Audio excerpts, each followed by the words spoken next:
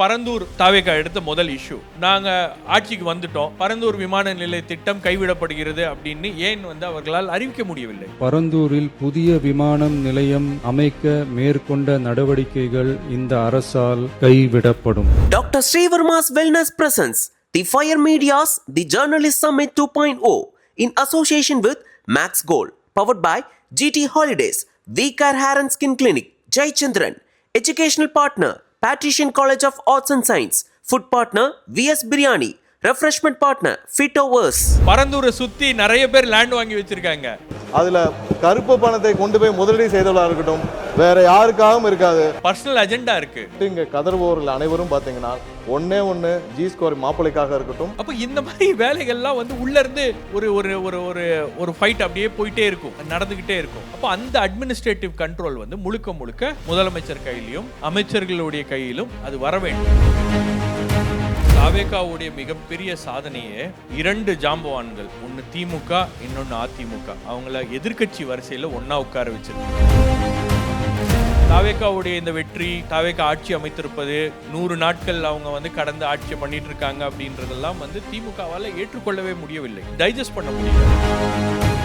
தலைவர்கள் நிலை தடுமாறி பேசுகிறார்கள். தாவேகாவை விமர்சனம் பண்றோம் அப்படின்னு சொல்லிட்டு அவங்க என்ன பண்றாங்கன்னா, பெண்கள் மீதான அந்த விமர்சனத்தை, கொச்சையான விமர்சனத்தை முன்வைக்கிறார்கள். மற்ற அரசியல் கட்சிகள் இந்த மாற்றத்துக்கு நிறைய காரணங்கள் சொல்றாங்க. ரீல்ஸ் ஆச்சுன்னு சொல்றாங்க, இல்ல ஜென்சினால தான் வந்தாங்க அப்படின்னு சொல்றாங்க, இல்ல குழந்தைங்க இன்ஃப்ளூயன்ஸ் பண்ணிட்டாங்கன்னு சொல்றாங்க. இது மாதிரி நிறைய விஷயங்களை சொல்றாங்க. தமிழ்நாடு மக்கள் அவ்வளோ ஒன்றும் மோசமான ஒரு நிலைமையில இல்ல, ரீல்ஸை பார்த்து ஓட்டு போடுற அளவுக்கு. பார்ட்டி ஃபண்டு கொடுக்காதீங்க, எங்களுக்கு தேவையில்லை, நாங்கள் வாங்க மாட்டோம், உங்களுடைய ப்ராப்பராக உங்களுடைய பேப்பர்ஸ் இருந்துச்சுன்னா we will allow you to conduct your business அப்படின்னு ஒரு விஷயத்தை அவர்கள் செய்திருப்பது பெரிய அளவுக்கு வரவேற்கத்தக்கது. Dr. Srivarma's Wellness presents the Fire Media's The Journalist Summit 2.0 in association with Max Gold, powered by GT Holidays, V-Care Hair and Skin Clinic, Jai Chandran, Educational Partner, Patrician College of Arts and Science, Food Partner, VS Biryani, Refreshment Partner, Fitovers. Journalist mister Shabbir Ahmed அவர்களை மேடைக்கு அழைக்கிறோம். நாங்கள் வருகைக்கு நன்றி sir. Welcome sir. First of all ரொம்ப நன்றி sir வருகை தந்ததுக்கு. Thank you, thanks for inviting. எல்லாருமே இதை சொல்லியிருப்பாங்க, நான் 3 மாதம் கழிச்சு எல்லாத்துக்கும் முன்னாடி சொல்கிறேன். ஸோ ரொம்ப சரியாக கணிச்சதில் நீங்களும் ஒருத்தர். அதுவும் சொல்லப்போனால் எல்லாரும் ஃபஸ்ட்டு உங்களை தான் சொல்லுவாங்க. தாவேக்கா ஆட்சி அமைக்கிறதுக்கான வாய்ப்புகள் இருக்குது அப்படின்னு சொன்னதில் நீங்கள் முதல் ஆள் அப்படின்னு சொல்லலாம். ஸோ உங்களோட ப்ரெடிக்ஷன் பழிச்சிருக்கு அப்படிங்கிறது தான். ஸோ எலெக்ஷனுக்கு முன்னாடி நிறைய விஷயங்கள் நம்ம பேசணும். இப்போ எலெக்ஷன் முடிஞ்சு ஒரு 3 மாதம் கழிச்சு சந்திக்கிறோம். ஸோ இந்த வெற்றி குறித்து நீங்கள் பல இடங்களில் பேசியிருக்கலாம், பட் மாணவர்கள் மத்தியில் நான் பேசணும்னு நினைக்கிறேன். நீங்கள் எதிர்பார்த்த வெற்றி அப்படிங்கிறதுனால இதை எப்படி இது நடந்துச்சு அப்படிங்கிறதுக்குள்ளே போகாமல் இது ஏன் நடந்துச்சு அப்படிங்கிற அந்த கேள்வியோடு நான் தொடங்கணும்னு நினைக்கிறேன். நம்ம ஏற்கனவே பேசியிருக்கிறோம், ஒரு அயற்சி இருந்தது, அதனால தான் நடந்துச்சு அப்படின்னு. அதை தாண்டி என்ன மக்களோட எதிர்பார்ப்பு இருந்தது தாவேக்கா மேலே? ஒரு 70 ஆண்டு காலமாக 2 திராவிட கட்சிகள், 2 பெரிய கட்சிகள் அவங்க ஸ்டைலில் ஆட்சி பண்ணிட்டு இருக்காங்க. 70 ஆண்டுகளாக மக்களுக்கு இருந்த தேவைகள் அப்படின்றது வெவ்வேறு இருந்துச்சு. ஒரு காலகட்டத்தில் உங்களுக்கு சமூக நீதி ஒரு பெரிய விஷயமாக இருந்துச்சு.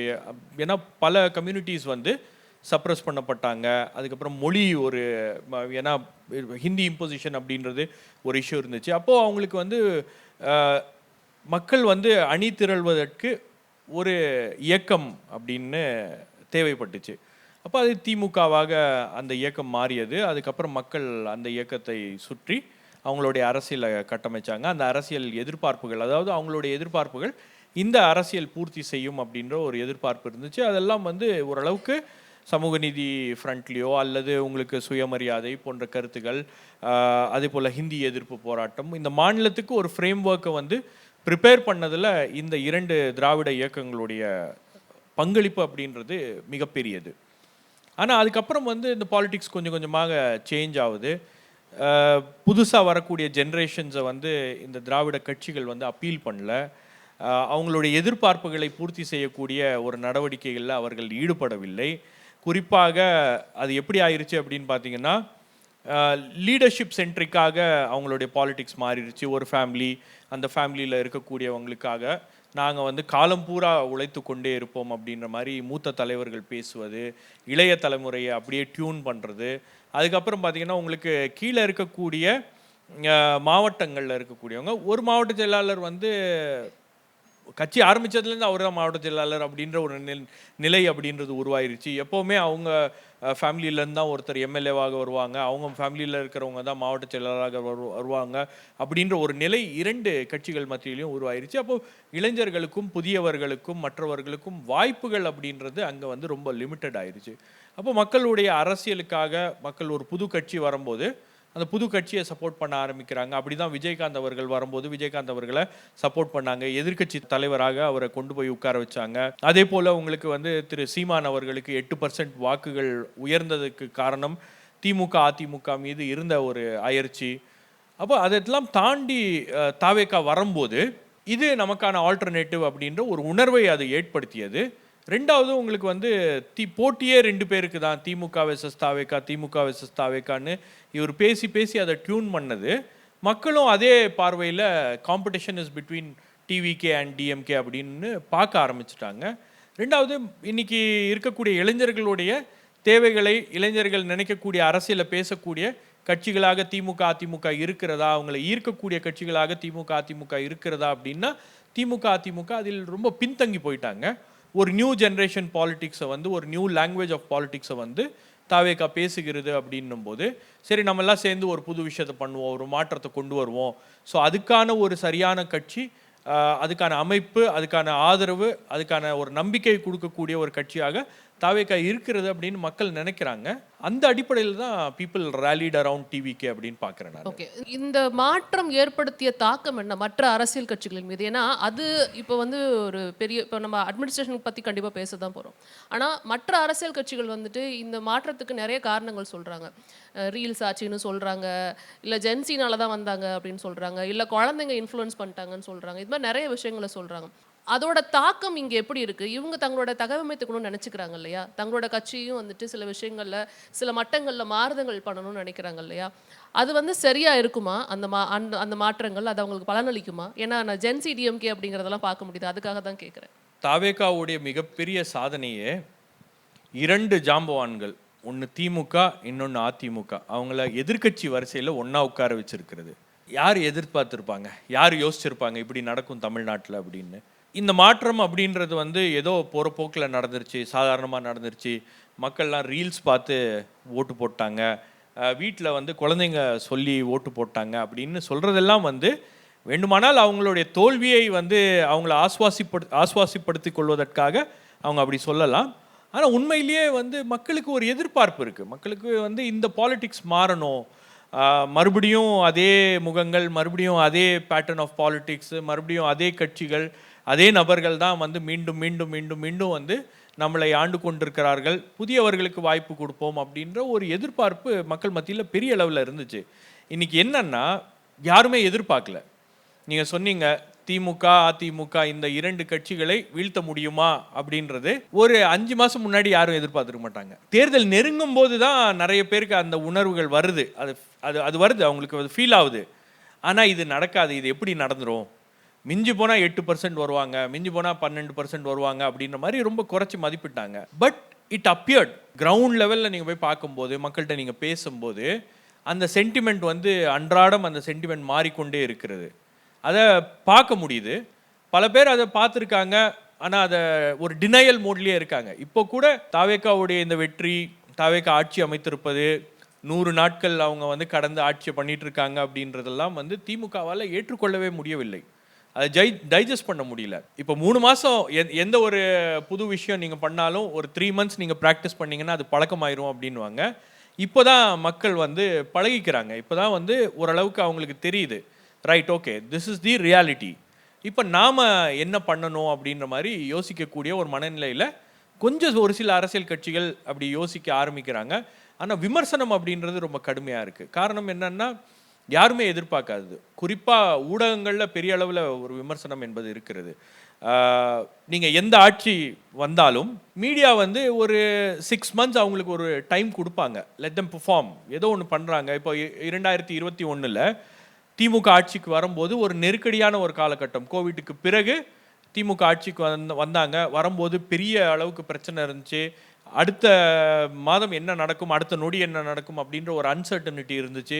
பட் அதெல்லாம் சமாளிக்கக்கூடிய ஒரு நிலையில் இருக்கும்போது media played a supportive role. அதே மாதிரி ஒரு சப்போர்ட்டிவ் ரோல் தாவேகாவுக்கு இருக்கா அப்படின்னா என்னை பொறுத்த வரைக்கும் ஒரு ஹோஸ்டைல் அட்மாஸ்பியர் இருக்குது. தாவேகா வந்ததை அரசியல் கட்சிகள், எதிர்கட்சிகள் நிறைய பேர் விரும்பலை, ஊடகங்களில் இருக்கக்கூடிய ஒரு சில பேர் விரும்பலை, ஒரு சில நபர்களால் அதை ஏற்றுக்கொள்ளவே முடியவில்லை. அதை மறுபடியும் அவங்க வந்து ஏற்கனவே 100 நாட்கள் முன்பு அவங்க என்ன தவறு செய்தார்களோ அதே தவறு தான் மறுபடியும் பண்ணிட்டு இருக்காங்க. ரொம்ப ஹார்ஷான விமர்சனங்களை முன்வைக்கிறாங்க. அரசியல் கட்சிகளில் நீங்கள் பார்த்தீங்கன்னா தலைவர்கள் வந்து நிலை தடுமாறி பேசுகிறார்கள். தாவேகாவை விமர்சனம் பண்ணுறோம் அப்படின்னு சொல்லிட்டு அவங்க என்ன பண்ணுறாங்கன்னா பெண்கள் மீதான அந்த விமர்சனத்தை, கொச்சையான விமர்சனத்தை முன்வைக்கிறார்கள். அப்போ தாவேகா மீதான விமர்சனம் அப்படின்றது வந்து நாங்கள் இப்படி தான் வைப்போம், இப்படி தரம் தாழ்ந்த விமர்சனங்கள்லாம் வைப்போம் அப்படின்ற மாதிரி ஒரு நிலைக்கு போகிறாங்க. அவங்க காரணம் என்னன்னா அவங்க வந்து பொலிட்டிக்கலாக திங்க் பண்ணுறாங்களா அப்படின்னா எனக்கு ஒரு சந்தேகம் இருக்குது. They are not thinking politically, they are thinking emotionally. அவங்களுக்கு எமோஷ்னலாக இது நடக்கக்கூடாது ஆனால் நடந்துருச்சு என்ன பண்ணுறது அப்படின்ற ஒரு இடத்துலேருந்து அவங்களுடைய அந்த விமர்சனங்கள் மற்ற விஷயங்கள்லாம் வருது. இப்போ நீங்கள் ரீல்ஸ் பார்த்து ஓட்டு போட்டாங்க அப்படின்னீங்க. தமிழ்நாடு மக்கள் அவ்வளோ ஒன்றும் வந்து மோசமான ஒரு நிலைமையில் இல்லை. ரீல்ஸை பார்த்து ஓட்டு போடுற அளவுக்கு உங்களுக்கு வந்து வெறும் ரேடியோ இருந்த காலத்திலையும் மக்கள் வாக்களித்திருக்கிறார்கள், ஆட்சிகளை மாற்றி இருக்கிறார்கள். பேப்பர், டிவி இல்லாத காலத்துலேயும் சரி, எல்லா காலகட்டங்களிலும் சரி, பப்ளிக்குடைய ஒரு இன்டெலிஜென்ஸ் வந்து ஒரு ஓவரால் கலெக்டிவ் இன்டெலிஜென்ஸ் வந்து எப்போவுமே இருக்கும். அது ஊடகங்கள் வந்து ஒரு சார்புத்தன்மையை எடுத்து வெறும் ஒரு கட்சியை பொறுத்து ஒரு கட்சியை மட்டுமே வந்து ஹைலைட் பண்ணி அவங்க பேசினாலும் மக்களுக்கு தெரியும் களத்தில் என்ன நடக்குது அப்படின்னு. மக்கள் அந்த முடிவை அவங்க எடுத்திருக்காங்க. மக்கள் கொடுத்துருக்கக்கூடிய இந்த தீர்ப்பை நீங்கள் ஏற்றுக்கொண்டு தான் ஆக வேண்டும். இல்லை நான் வந்து இந்த கவர்மெண்ட் அங்கீகரிக்க மாட்டேன். இப்போ தாவேகா ஆரம்பிக்கும் போது என்ன பண்ணாங்க? தாவேகா ஆரம்பிக்கும் போது இதெல்லாம் வந்து ஒரு நடிகர் உருவாக்குன்ற கட்சி அப்படின்னாங்க. அதுக்கப்புறம் அவங்க பெரிய அளவுக்கு ஒரு மாநாட்டை கூட்டினோடனே இதெல்லாம் வந்து விஜயை பார்க்க வந்த கூட்டம், இதெல்லாம் அரசியல் கூட்டம் இல்லையா, அரசியல் கூட்டமா அப்படின்னு கேட்டாங்க. அப்புறம் அந்த கூட்டம் இன்னொரு மாநாட்டில் வரும்போது பாருங்க இந்த கூட்டத்தெல்லாம் வாக்குகளாக மாறுமா அப்படின்னாங்க. அப்புறம் அந்த கூட்டம் வந்து அரசியல் படுத்தப்பட்ட கூட்டமாக, அவங்களுக்கு அரசியல் புரிதல் இருக்கா, எல்லாருமே வந்து ரசிகர் மன்றத்தில் இருக்கக்கூடிய ஆட்களாகவே இருக்கிறார்கள் அப்படின்னாங்க. அதுக்கப்புறம் வந்து ஒட்டுமொத்தமாக தாவேகாவை ஆதரிக்கின்றவர்களை ஒரு முத்திரையே குத்திட்டாங்க, இவங்கெல்லாம் தற்குறிகள் அப்படின்னு. தற்குறி அப்படின்னு எல்லாரையும் பேச ஆரம்பிச்சிட்டாங்க. யாராச்சும் தாவேகாவுக்கு ஆதரவாகவோ அல்லது அந்த கட்சியை நான் சப்போர்ட் பண்ணுறேன் அப்படின்னு பேசினா தற்குறி அப்படின்றாங்க. அதுக்கப்புறம் அவங்க ஆட்சி அமைத்து விட்டார்கள். ஆட்சி அமைத்ததுக்கு பிறகு இவங்கெல்லாம் ஆட்சி செய்வதற்கு லாயக்கற்றவர்கள், ஒரு நடிகர் போய் ஆட்சி செய்யலாமா அப்படின்ற விமர்சனங்களும் வருகிறது. இப்போ வந்து எதிர்க்கட்சி தலைவரே என்ன சொல்கிறார் அப்படின்னா, நீங்கள் விரும்பினாலும் விரும்பாவிட்டாலும் நீங்கள் ஒரு எதிர்க்கட்சி, ஆளுங்கட்சி தாவேகா, ஆனால் they are a bunch of idiots அப்படின்னு பேசுகிறார். அந்த லாங்குவேஜில் ஒரு ஒரு ஒரு ஒரு விமர்சனத்தை நீங்கள் வைக்கலாம், ஆனால் அந்த லாங்குவேஜில் உங்களுக்கு வந்து ஒரு ஒரு ஒரு கண்ணியம் இருக்க வேண்டும் அப்படின்றதா. அப்போ அது தவறுகிறது அப்படின்னும் போது they are not thinking politically, they are thinking emotionally. நாங்கள் எங்கேயோ பார்த்து அடிச்சிட்டு இருந்தோம் ஆனால் உள்ள ஒரு கருநாகம் பூந்துருச்சு அப்படின்னு ஒரு திமுக தலைவர் பேசுகிறார். அப்போது அது எங்கேருந்து வருது அந்த வார்த்தைகள், எதனால் அந்த வார்த்தைகள் வருகிறது அப்படின்னா they are unable to accept this. இதை தாண்டி அட்மினிஸ்ட்ரேஷன் லெவல்ல நீங்க ஒரு எதிர்பார்ப்பு வச்சிருந்திருப்பீங்க. டூ ஏர்லி டு ஜட்ஜ் அப்படின்னு நீங்க எடுத்துக்கலாமா, இல்ல வந்து எதிர்பார்த்ததை தாண்டி பண்றாங்களா, இல்ல எதிர்பார்ப்புக்கு கீழே தான் பண்றாங்களா, எப்படி எடுத்துக்கலாம் அந்த 100 நாட்கள்? ஒரு 100 நாட்கள்ல ஒரு கவர்மெண்ட்டை நீங்க ஜட்ஜ் பண்ண முடியாது, ரொம்ப கடினமான ஒரு விஷயம். ஆனால் ஒரு சில ஏரியாஸ்ல இந்த கவர்மெண்ட் வந்து சில விஷயங்களை செய்திருக்கிறது, அது வரவேற்கத்தக்கது. ஒரு சில ஏரியாஸில் இன்னும் வந்து there is lot to improve. இன்னும் ஒரு சில ஏரியாஸை இவங்க டச்சே பண்ணல. அதை பற்றி அவங்களுக்கு வந்து தெரிஞ்சிருக்கிறதா தெரியலையா அப்படின்றதும் தெரியல. பட் என்னன்னா ஃப்ரம் டே 1 இவங்க கவர்மெண்ட்டுக்கு வந்தது, நான் ஏற்கனவே சொன்னாதான், ஒரு ஹாஸ்டைல் அட்மாஸ்பியர் இருக்குது. எதிர்கட்சிகள் யாரும் தாவேகா வரும் என்று எதிர்பார்க்கவில்லை, ஊடகங்கள் தாவேகா ஆட்சியை பிடிக்கும் என்று எதிர்பார்க்கவில்லை, அதிகாரிகளும் தாவேகா ஆட்சிக்கு வரும்னு எதிர்பார்க்கல. அப்போ அங்கே உள்ள அவங்க போகும்போது உங்களுக்கு வந்து ஒரு டிஃப்ரெண்ட்டான ஒரு அட்மாஸ்பியர். திரு முரசொலி மாறன் அவர்கள் வந்து ஒரு இதில் அவருடைய ஒரு ஃபேமஸ் சேயிங் இருக்குது, அரசியல் வட்டாரங்களில் பேசும்போது சரி, அதாவது நீங்கள் வந்து ஒன்றிய அரசாங்கத்தில் நீங்கள் ஒரு அமைச்சர் ஆகிறீங்க அல்லது உங்களுக்கு வந்து ஒரு எம்பி ஆகிறீங்க நீங்கள் அப்படின்னா, உங்களுக்கு நார்த் பிளாக் சவுத் பிளாக் எங்கே இருக்குது பார்லிமெண்ட்டில், அங்கே என்ன நடக்கும், என்ன அதை புரிஞ்சுக்கிறதுக்கே உங்களுக்கு வந்து ஒரு 3 இயர்ஸ் ஆயிரும். புரிஞ்சுக்கிட்டு நம்ம வேலை இதுதான், இப்படிலாம் பண்ணலாம் அப்படின்னா உங்கள் டேர்மே முடிஞ்சு போயிடும் அப்படின்னு இருக்கக்கூடிய ஒரு காம்ப்ளெக்ஸான ஒரு situation. Governance is not easy. ஒரு கவர்மெண்ட்டை ரன் பண்ணுறது அப்படின்றது it's very very challenging, very very difficult. ஆனால் என்னை பொறுத்த வரைக்கும் தவேகா ஒரு சில விஷயங்களில் அந்த அடிப்படை மாற்றம் அப்படின்னு இருக்கு இல்லையா, ஒரு சின்ன எதிர்பார்ப்பு எனக்கெல்லாம் இருந்தது என்னன்னா, கரப்ஷனுக்கு எதிராக they have to be very vocal. கரப்ஷனுக்கு எதிராக ஒரு கான்க்ரீட்டான ஸ்டெப்ஸை எடுக்கணும். கரப்ஷனுக்கு எதிராக நாங்கள் வந்து காசு வாங்க மாட்டோம் அப்படின்றத பிரகடனப்படுத்தணும். அதை வந்து அதை எங்கேயாச்சும் ஒரு இடத்துல ட்ரில் பண்ணிகிட்டே இருக்கணும் அப்படின்றது என்னுடைய நோக்கம். நான் அதை எதிர்பார்த்தேன். அதை அவர்கள் செய்கிறார்கள். நீங்கள் வந்து பார்ட்டி ஃபண்டை வந்து நாங்கள் வாங்க மாட்டோம் அப்படின்னு கான்ட்ராக்டர்ஸை வந்து இப்படி ஒரு கூட்டம் கூட்டி அவர்கள் பேசுகிறார்கள் அப்படின்னும் போது, பார்ட்டி ஃபண்டு கொடுக்காதீங்க, எங்களுக்கு தேவையில்லை, நாங்கள் வாங்க மாட்டோம், உங்களுடைய ப்ராப்பராக உங்களுடைய பேப்பர்ஸ் இருந்துச்சுன்னா we will allow you to conduct your business அப்படின்னு ஒரு ஒரு ஒரு விஷயத்தை அவர்கள் செய்திருப்பது பெரிய அளவுக்கு வரவேற்கத்தக்கது. நீங்கள் பிஎஃப் அப்படின்னா எல்லாருக்கும் தெரியும், ப்ராவிடென்ட் ஃபண்டு. அரசியல் கட்சி வட்டாரங்களில் கவர்னன்ஸில் பிஎஃப்னா பார்ட்டி ஃபண்ட் அப்படின்வாங்க. அவங்க பேசிகிட்டே இருக்கும்போது சொல்லுவாங்க, அவங்க ஒரு 7% to 10% பிஎஃப் கொடுக்குறேன்ட்டாங்க, அதனால் இந்த கான்ட்ராக்ட் முடிஞ்சிடும் அப்படின்லாம் பேசுவாங்க. அப்போ நமக்கு வந்து பிஎஃப் அப்படின்னும் போது நாம் வேற ஒரு எண்ணத்தில் இருப்போம். பட் அங்கே இட்ஸ் மணி, எல்லாத்துலேயும் உங்களுக்கு காசு இருக்குது. நீங்கள் ஒரு கான்ட்ராக்ட் எடுக்க போனீங்கன்னா பெரிய அளவுக்கு பணம் என்பது இருக்கிறது. ஒவ்வொரு துறையிலையும் வந்து பெரிய அளவுக்கு பணம் என்பது வந்து உங்களால் சம்பாதிக்க முடியும், முறைகேடாக சம்பாதிக்க முடியும். பட் அந்த லீக்கேஜஸ் எல்லாம் நாங்கள் வந்து சரி பண்ண போகிறோம், அதெல்லாம் வந்து நாங்கள் குறைக்க போகிறோம், அரசாங்கத்துக்கு வர வேண்டிய பணத்தை அரசாங்கத்துக்கு கொண்டு வர போகிறோம், அதன் மூலமாக அதில் திட்டங்கள் சம்மந்தமாக நாங்கள் அதை பணத்தை வந்து பயன்படுத்த போகிறோம் அப்படின்றது ஒரு நல்ல விஷயம். பொதுவாகவே தமிழ்நாடு முழுவதும் ஒரு ஒரு ஒரு டாக் வந்து உருவாகிருக்கு. அதாவது இந்த கரப்ஷன் ஓரளவுக்கு குறைஞ்சிருக்கு. நிறைய இடத்துல முன்னாடி நீங்கள் போனீங்கன்னா உங்ககிட்ட பணத்தை வந்து கேட்பாங்க, ஒரு டாரிஃப் போட்டு வச்சுருப்பாங்க. நீங்கள் வந்து லீகல் ஏர் சர்டிஃபிகேட் வாங்க போகிறீங்களா, அதுக்கு ஒரு தொகை. நீங்கள் பட்டா மாற்ற போகிறீங்களா, அதுக்கு ஒரு தொகை. நீங்கள் வந்து கீழே வேறு ஏதாச்சும் உங்களுக்கு வேலை நடக்கணுமா கவர்மெண்ட் ஆஃபீஸில், எல்லாத்துக்கும் ஒரு தொகை போட்டு வச்சுருப்பாங்க. இப்போ மேலே வாங்குறது இல்லை அப்படின்றதுனால கீழே வாங்குறதுக்கு பயப்படுறாங்க. இல்லைன்னா எல்லாருக்கும் டார்கெட் கொடுத்துருப்பாங்க. நீங்கள் அஇஅதிமுக ஆட்சி காலத்தில் ஒரு சின்ன உதாரணம் சொல்கிறேன். ஒரு அக்ரிகல்ச்சரல் டிபார்ட்மெண்ட்டில் தஞ்சாவூர் மாவட்டம், திருநெல்வேலி மாவட்டத்தில் ஒரு அக்ரிகல்ச்சரல் டிபார்ட்மெண்ட்டில் டிரைவர்ஸுக்கான வேக்கன்சி இருக்குது. டிபார்ட்மெண்ட்கான டிரைவர்ஸ்க்கான வேக்கன்சி. அந்த வேக்கன்சியில் ஒரு 7 டிரைவர்களை ஒரு இன்ஜினியர் வந்து என்ன பண்ணுறாரு, ஆன் மெரிட்ஸ் வந்து அவர் அப்பாயிண்ட் பண்ணிடுறாரு. அமைச்சர் ஆஃபீஸ்லேருந்து கூப்பிட்டு, நீங்கள் எப்படி அப்பாயிண்ட் பண்ணீங்க, யாரை கேட்டு நீங்கள் அப்பாயிண்ட் பண்ணீங்க, இந்த ஒவ்வொரு போஸ்டிங்க்கும் ஒவ்வொரு ரேட் இருக்குது, அப்போ நீங்கள் அந்த காசை கலெக்ட் பண்ணி கொடுங்க அப்படின்னு அந்த அக்ரிகல்ச்சர் இன்ஜினியரை வந்து போட்டு இவங்க வந்து ப்ரெஷரைஸ் பண்ணுறாங்க. அந்த அதிகாரி ஒரு ட்ரெயின் முன்னாடி வந்து விழுந்து இறந்துடுறாரு, சூசைட் பண்ணிக்கிட்டாரு. அப்போ அந்த ஸ்டோரியை நாங்கள் கவர் பண்ணும்போது எனக்கு உண்மையிலேயே வந்து என்னால் வந்து எப்படி இப்படி பண்ண முடியும். சரி, ஒரு கவர்மெண்ட் போஸ்டிங்கு அவர் வந்து நியாயப்படி போட்டிருக்காரு, ஆனால் அதெல்லாம் வந்து பணம் வரணும், அதை வசூல் பண்ணி கொடுங்க அப்படின்னு கொடுத்த அழுத்தத்தின் பேரில் ஹீ கமிட்டட் சூசைட்.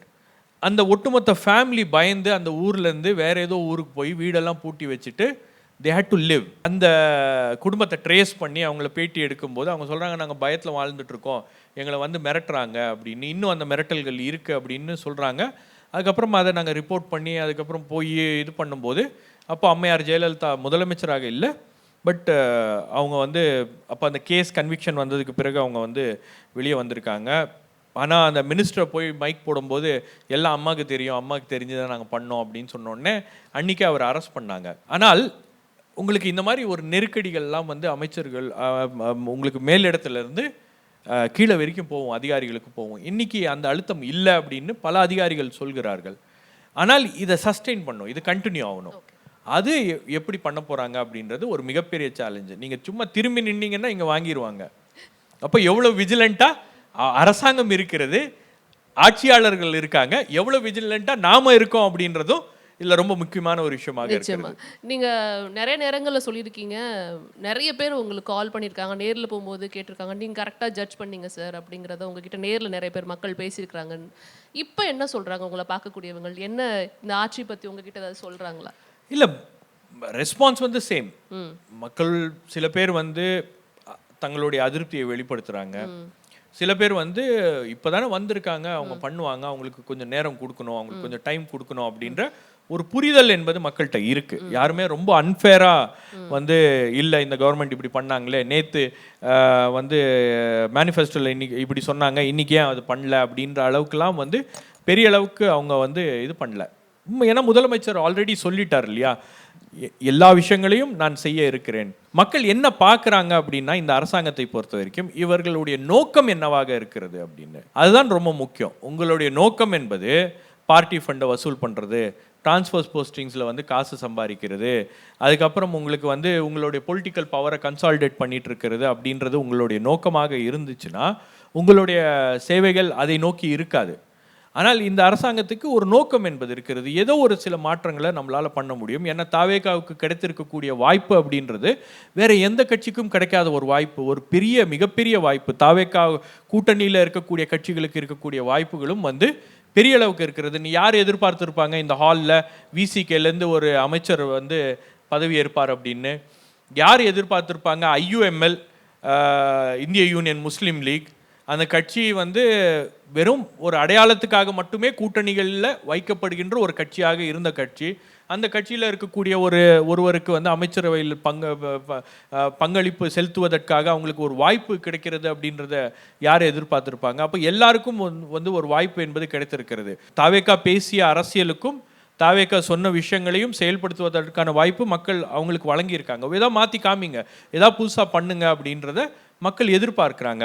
அதே போல் விசிகே இவ்வளவு ஆண்டு காலம் ஒரு அரசியலை பேசிகிட்டு இருக்கு இல்லையா, இன்றைக்கி உங்ககிட்ட வந்து சமூக நீதித்துறை என்பது உங்கள் கையில் இருக்கிறது. அப்போ அந்த துறையை வைத்துக்கொண்டு பாலிசி வைஸ் உங்களால் என்ன சேஞ்ச் பண்ண முடியும் அப்படின்னு பாருங்கள். அதே மாதிரி CPI CPM அவங்க கவர்மெண்ட்டுக்குள்ளே வரல, ஆனால் பல நேரங்களில் பாலிசி டிசிஷன்ஸில் வந்து CPI CPM உடைய ரோல் அப்படின்றது பெருசாக இருக்கும். நீங்கள் வந்து கடந்த திமுக ஆட்சி காலத்தில் இருக்கும்போது ஒரு செகண்ட் ஃபிடில் வாசிக்கக்கூடிய ஒரு கட்சியாக உங்களை வந்து அவங்க மாற்றிட்டாங்க. திமுகவை டிஃபெண்ட் பண்ணக்கூடிய ஒரு கட்சியாக உங்களை வந்து மாற்றிட்டாங்க. இன்றைக்கி உங்களுக்கு பாலிசி வைஸ் உங்களால் மாற்றங்களை கொண்டு வருவதற்கு ஒரு வாய்ப்பு என்பது இருக்கிறது அப்படின்னும் போது அதை முன்னெடுப்பதற்கான சாத்தியக்கூறுகள் இருக்கிறது. அப்போ அதை செய்ய உங்களுக்கு ஒரு வாய்ப்பு இருக்கிறது. IUMLக்கு ஒரு வாய்ப்பை வழங்கி இருக்கிறார்கள். எல்லா கட்சிகளும் ப்ரூவ் பண்ணுங்க, ஒரு மாற்றத்தை கொண்டு வாங்க. காங்கிரஸ் கட்சி தமிழகத்தை பொறுத்த வரைக்கும் அவங்க வந்து 56 வருஷம் கழிச்சு இப்போதான் வந்து அவங்களுக்கு கேபினெட்டில் ஒரு வாய்ப்பு கிடைத்திருக்கிறது. If you are able to make a change, if you are able to do something better, why not? You have an opportunity. அதை ஏன் பண்ண முடியாது அப்படின்னு நினைக்கிறீங்க? அப்போ அதை பண்ணி காட்டுங்க அப்படின்ற ஒரு ப்ரெஷர் வந்து இந்த எல்லா கட்சிகளுக்கும் இருக்கிறது.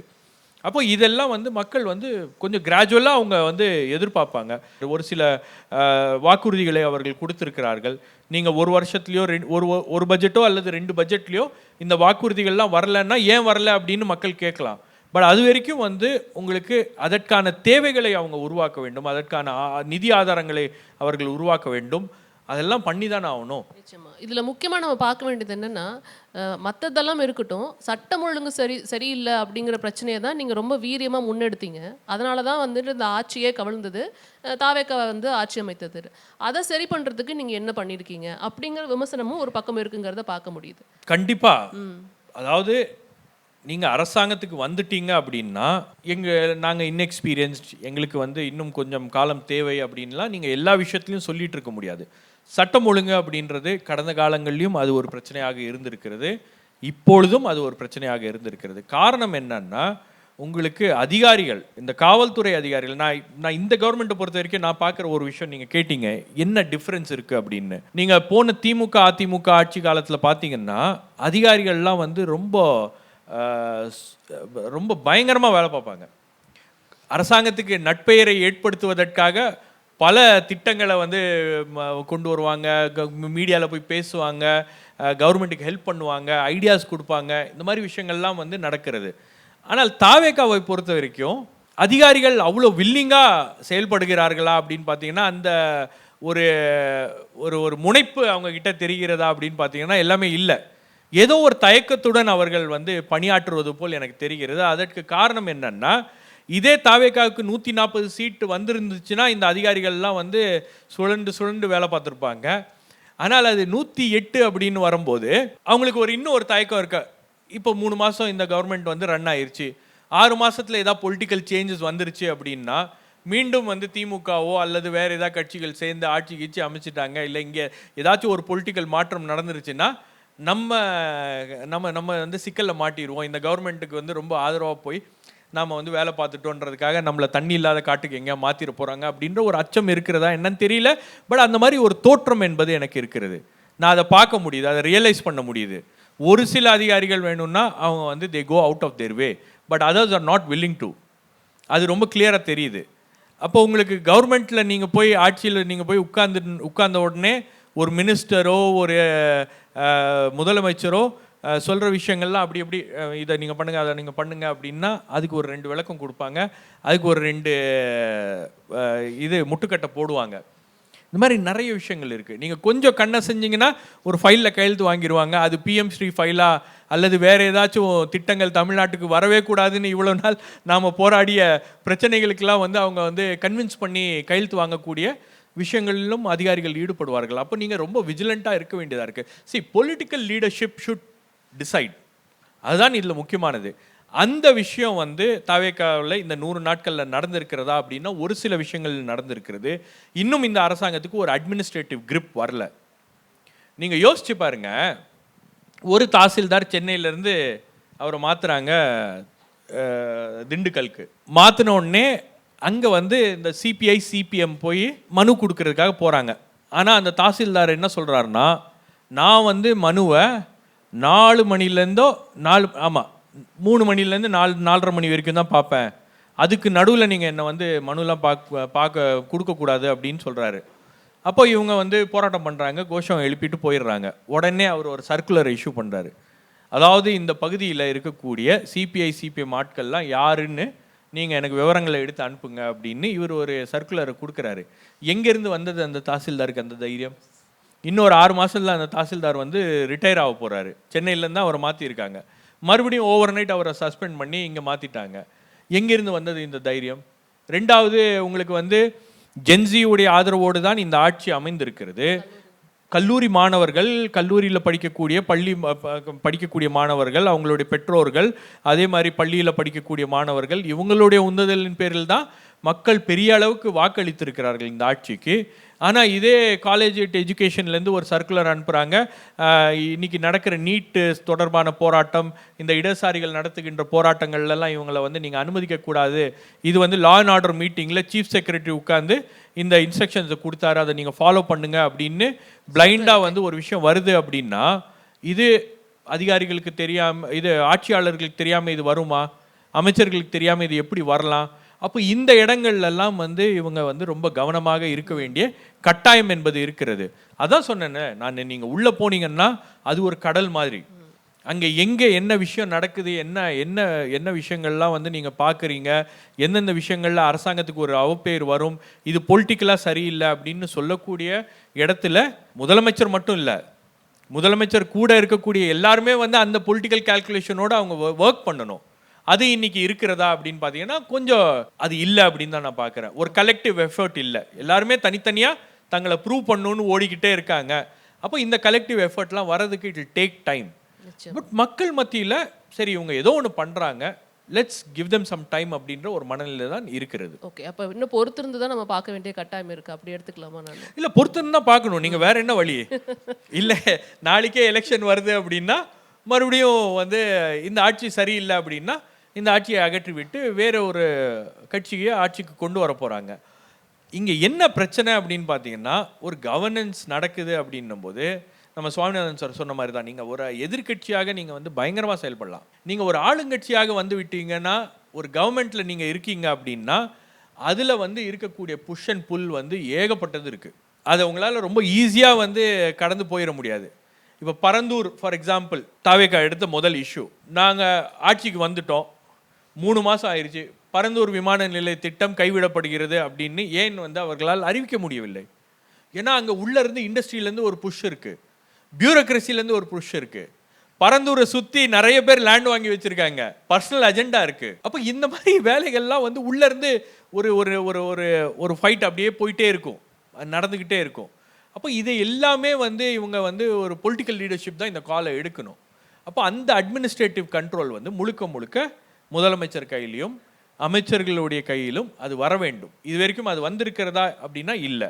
காரணம் என்னன்னா இவங்கெல்லாம் வந்து புதிதாக வந்தவர்கள், எல்லாத்தையும் வந்து இப்போவே சொல்லிட மாட்டாங்க அதிகாரிகள்லாம். ஒரு ஒரு ஒரு ஒரு ஸ்டேஜுக்கு பிறகு தான் அவங்களே ரியலைஸ் பண்ணோம், okay this is the reality அப்படின்னா they will start working together. But அது கொஞ்சம் நாட்கள் ஆகும் அது நடக்கிறது. The Fire Media, the Journalist Summit 2.0. Title sponsor Dr. Srivarma's Wellness, நம்ம தலைமுறைக்கான ஆரோக்கிய பொக்கிஷம். In association with Max Gold. Max Gold, cash for gold. Call 044-4545-4545. Powered by GT Holidays. South India's #1 travel brand. We Care Hair and Skin Clinic. உங்களின் அனைத்து விதமான தலைமுடி மற்றும் சர்ம பிரச்சனைகளுக்கு ultimate solution we care hair and skin clinic. Jayachandran எல்லாமே இருக்கு, நல்லாவே இருக்கு. Educational partner Patrician college of arts and science. Food partner VS biryani, the art of biryani perfected. Refreshment partner Fitovers sports infrastructure and management. குறைந்த விலை நிறைந்த தரம், தங்கள் தேவைகள் அனைத்தும் ஒரே இடத்தில். Jayachandran. Max Gold, cash for gold. Call 044-4545-4545. ஆயுர்வேதம் ஒரு பொக்கிஷம், நம் ஆயுள் நீட்டிக்கும் அற்புதம். டாக்டர் ஸ்ரீவர்மாஸ். ஹாலிடேஸ்னாலே அது நம்ம GT Holidays தான். GT Holidays, South India's #1 travel brand. You know you are special when you're with GT Holidays. The Fire Media's The Journalist Summit 2.0. Title sponsor Dr. Srivarma's Wellness, நம்ம தலைமுறைக்கான ஆரோக்கிய பொக்கிஷம். In association with Max Gold. Max Gold, cash for gold. Call 044-4545-4545. Powered by GT Holidays, South India's #1 travel brand. We Care Hair and Skin Clinic. உங்களின் அனைத்து விதமான தலைமுடி மற்றும் சர்ம பிரச்சனைகளுக்கு ultimate solution We Care Hair and Skin Clinic. Jayachandran எல்லாமே இருக்கு, நல்லாவே இருக்கு. Educational partner Patrician College of Arts and Science. Food partner VS Biryani, the art of biryani perfected. Refreshment partner Fitovers Sports Infrastructure and Management.